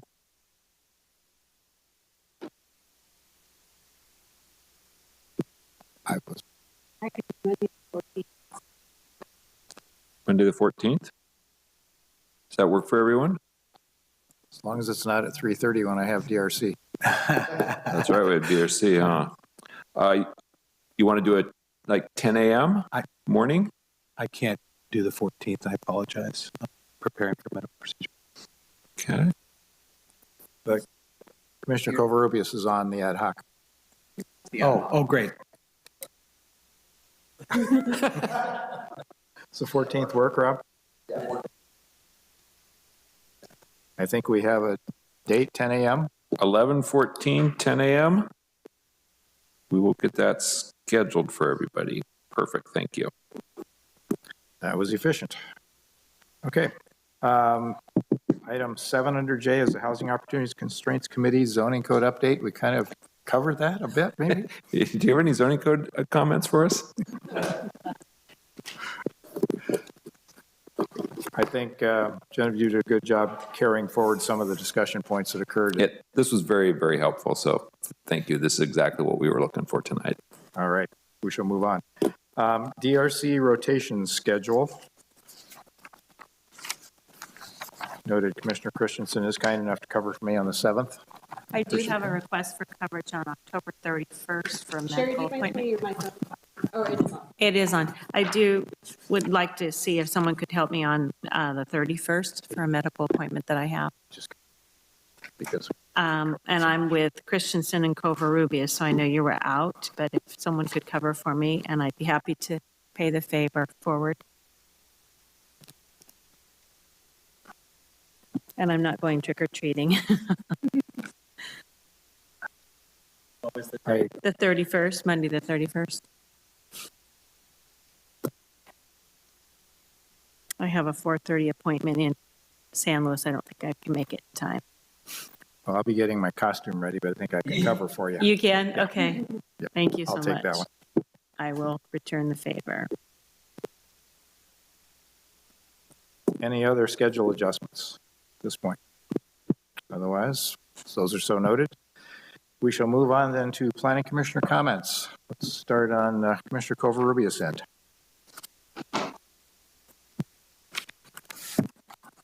Just say that the work that's being done by Genevieve and the staff is tremendous work. It's a daunting task, but greatly appreciated. And I think when the completed project is done, it's going to be a vast improvement. So appreciate all the effort for that. Commissioner Davis. As do I.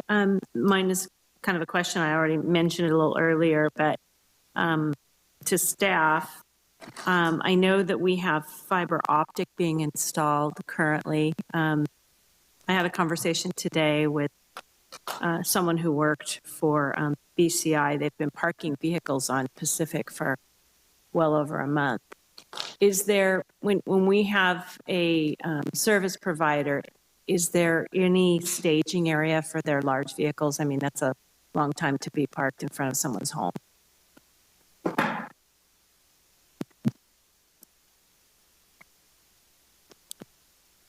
And I don't know that any of us are familiar with the work that's going on up in that area. So is it somebody who's living in the house who works for the company parking trucks there, or there's an No, they actual- said they've been parking there because, well, I didn't like this. He says sketchy neighborhood, so the person across the street said they'd watch their trucks while they parked them there. So BCI does have an encroachment permit to do cable Okay. throughout the west side, but I'll definitely talk to our engineering department about where they're parking. It's been a long time, and there is that stop sign at Pacific and Grove that is difficult, the site, and they're parking right there to the right. So there could be a safety issue, but mostly I'm thinking, is this temporary? And I did have a conversation, and he said yes, but he said it could be another 2 or 3 weeks, maybe a month. So I'm just curious, you know, he said they're done with fiber optics in my area, yay, but they're doing fiber optics somewhere, and it seems like they would be queuing up in that region.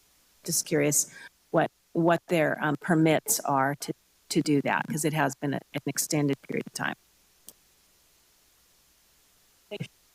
Mr. Jorgensen. Okay. Mr. Christensen. No, I just wanted to say thank you for all the hard work, and Genevieve for all the hard work on that, the zoning code stuff. I mean, I'm really excited about it, and I think that I think it's going to be great. So I really appreciate it. I'm looking forward to it. Wait till we get into the exciting stuff. I can only imagine. I'm just waiting for it. Mr. Neal. So I don't think I've ever been accused of being a planning wonk, but I would like to thank Darcy, Katie, and Genevieve for making what I had anticipated to be one of the most boring subjects that we could have ever have approached. And I sat through 2 meetings of zoning update, and I was not bored. So thank you so much. Commissioner Gibson. I would echo the comments of my commissioners. Kudos to staff and Genevieve for something that seems pretty technical to me. And I actually find it interesting, and I also was not bored at all. So my other comment would be just as a reminder that I will be out of the country actually on the 8th. So that should be noted. Thank you. That's a good lead into me because I will also be absent on the 8th. So we will need someone to step in and chair the meeting. Seems like we're not absent often, but when it happens, yeah, we should from now on. I would look to my left to the prior chairs. Would somebody be willing to chair the meeting on the 8th? TBD. Yes, sure. Commissioner Jorgensen has agreed. I know Commissioner Davis was kind enough to do it last time, so we'll pass it around. Okay. All right, very good. That takes care of that. I have no other comments. I would echo what my peers have said about the zoning process. I think it's been going well from the beginning, and I think it will reap great rewards at the end, particularly when all those hyperlinks are in place. All right, let's see, staff comments? Couple quick updates for you. Upcoming city council items just to be aware of. There's going to be an amendment to the municipal code dealing with the city engineer standards for frontage improvements. It's not part of the zoning ordinance, so it doesn't come before the planning commission, but it does affect how projects are conditioned. There's some changes there just to simplify the process, speed things up for commercial multifamily encroachment permits. So that's kind of a good process. So that'll be on the next agenda. That additional multifamily project at the corner of Creston and Rolling Hills. We have an application in that we're working on. There'll be a neighborhood meeting. It's a virtual meeting this Thursday. So the property owner applicant is notifying the neighborhood of that. I think there's some, chatter going on in the community. It's a big project. So that's going ahead. The we don't expect the commission to attend that meeting, but we are trying to get that ready for a commission hearing. We still have to get the CEQA process and whatnot, but this is the opportunity for the neighborhood to give us some feedback while the project's still being, fine-tuned, getting ready for a final hearing process. Still a number of industrial projects out on Wisteria and around the airport that we're working on. Probably, you'll see most of those in the next 3 to 6 months. And then the landing project, we're continuing to work on the EIR. The goal is to get the EIR out for public review before the end of the year. So we're hoping to see that happen. And that's what I have. Darcy's got something. I was just going to say thank you for all the feedback on the zoning code update. And although my name was on the staff report, we've both been putting in the same amount of work with the zoning code. And so working with Genevieve, it is a huge endeavor, a heavy lift. And so to hear all your comments and, support, it is helpful because sometimes when we're working on it, we get kind of lost, but we're spending a lot of time reviewing MIG's work to make sure that this is unique to Paso Robles. So we appreciate your comments moving forward. Commissioner, do you have something to add? Yeah, could I ask a question on the notification for the Rolling Hill Creston apartment complex? Do we know what the radius is for notification? Because I live somewhat near and I have not seen it's outside the 500 feet definitely, but I have not seen the notification.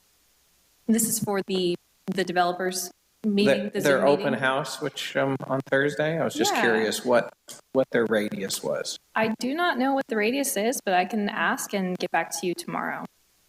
And I can copy the entire commission, that way everyone's aware. And if anyone is wanting the invitation, I'm happy to forward it. And, I don't think that the developer has any issue with it going beyond the radius, and it's an open meeting. So if all of the commissioners receive it and join the open house, is that? I would just step in there to say we'd want to be careful. And I would say if the open house is for a project that's coming before the commission, I don't know that it'd be appropriate for the commissioners to attend. Good enough. The voice from above. It's amazing how much weight that carries, isn't it? Don't get a big head, Isaac. It's not just you.